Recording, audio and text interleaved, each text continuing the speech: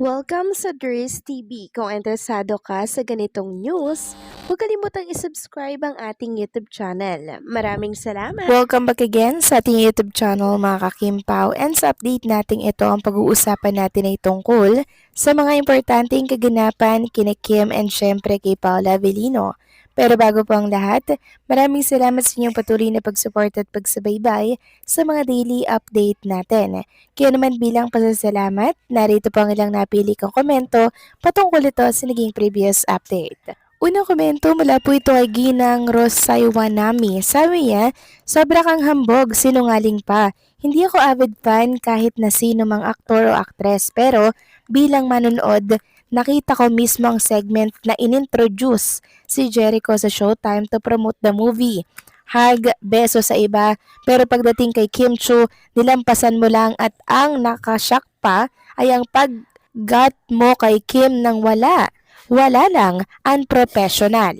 Maraming salamat po sa komento, Ginang Rosay Wanami. Mula po ito sa komento ng isang casual netizen na hindi po fans ni Kim or ni Paolo or ng kung sino man pong aktor. Ibig sabihin, casual netizen na po ang nagsasabi na mali talaga yung ginawa po nitong sa Echo sa National TV na nilampasan lamang si Chinita Princess. Pero yung ibang taga-Showtime, mapalalaki at babae, hinag, beneso mga kakimpaw. Kaya hindi nga naman po yun katanggap-tanggap, hindi po ba? So parang ang dating nun, very unprofessional sa mga netizen na nanonood po ng naturang palabas, lalo na po ng supporters ni Kim Chu, di ba, or ng Kim Pao. Masakit po yun para sa amin. Na para bang wala lang po si Chinita Princess para sa kanya, pero pagdating naman sa iba, hindi po ba, talagang pinakita yung respeto niya. Pero pagdating kay Kim, nilagpasan, and pagtanong ni Kim Chu ng cool sa movie nitong si Jericho, wala lang daw.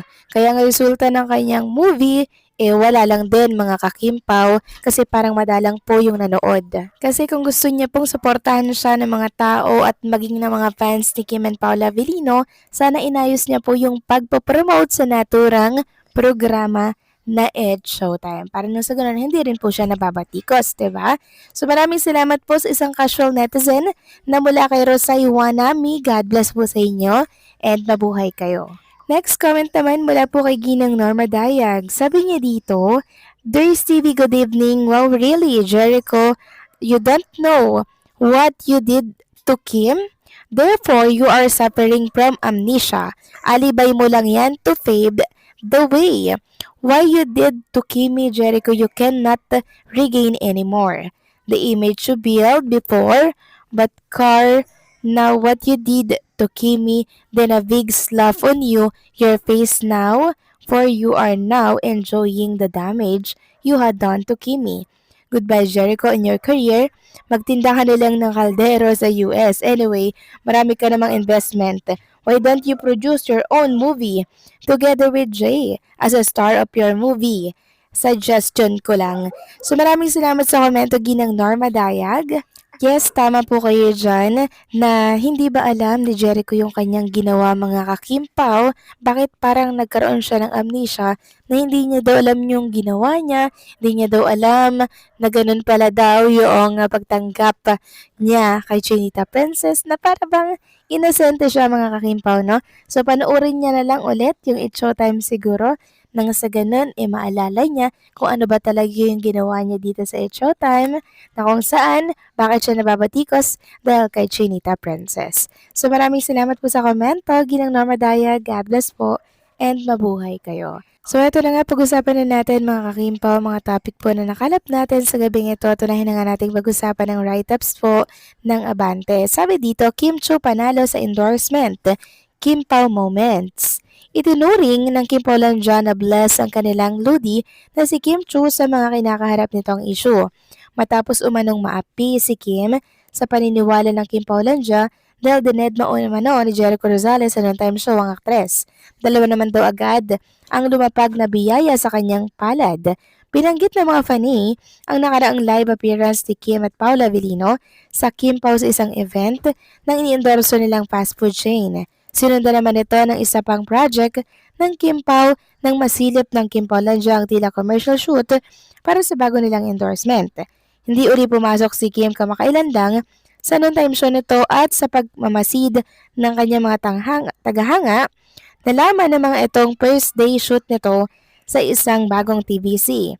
Pinagmalaki nga ng Kim Paulandia na kahit sinasadlak sa mga kontrobersya ang kanilang ludi na hindi naman ito ginawa siksik-liglig pa rin sa mga project ang aktres. Samantalang kumalma na ang ilang Kim Paulandia sa paglilinaw ni Jericho sa panayam nito sa showbiz correspondent na si MJ Felipe. Dito nga sinabi nitong inalam niya kay Kim kung may nagawa ba siyang hindi maganda sa kanya.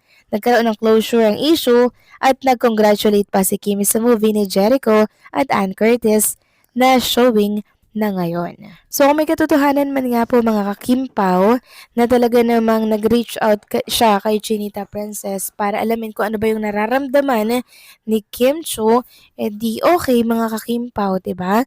Okay. Pero syempre, hindi po maaalis sa isipan ng mga Kimpaw fans yung ginawa po nitong si Echo kay Chinita Princess na hindi man lang po hinag at tila daw baga inislab lamang si Kim Cho.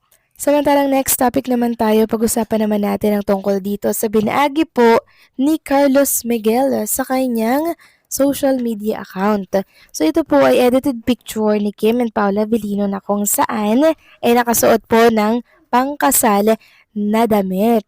Sabi nga ni Carlos Miguel, sabi ni Kim kanina sa Showtime, in advance daw niya ang bisperas ng Valentine's Day. Kaya eto, in advance ko na din. So in advance na po ni Carlos Miguel mga kakimpaw yung kasal ni Chinita Princess. Kasi ilang taon nga naman pa yung ating abangan at antayin kaya naman si Carlos Miguel gumawa na po ng shortcut para hindi na po tayo magantay ng ilang taon pa. So lubos nga po ang pasasalamat namin dito kay Carlos Miguel kasi talaga namang nagugustuhan namin yung mga edited picture na binabahagi niya po sa kanyang mga social media account. Kung baga yung mga pagkadilulo namin talagang napupunan dahil po sa kanyang mga edited picture na binabahagi sa kanyang social media. So kung meron kayong time at meron kayong ex account, pwede nyo pong i-follow si Carlos Miguel sa kanyang mga social media account na kung saan talaga namang nakaka-good vibes yung mga edited picture niya kay Kim and kay Paula Avellino. And tomorrow daw, other version naman po ang i-upload niya and for sure nakaka-good vibes na naman ito. So sana hindi po magsawa si Carlos Miguel sa pag-i-edit ng mga picture ni Kim and Paula Avellino dahil dito tayo masaya kahit gantong edited lang pero napapasaya tayo ng sobra-sobra. So paano mga kakimpaw, hanggang dito na lamang po ang update natin. Maraming salamat po sa patuloy na pagsuporta.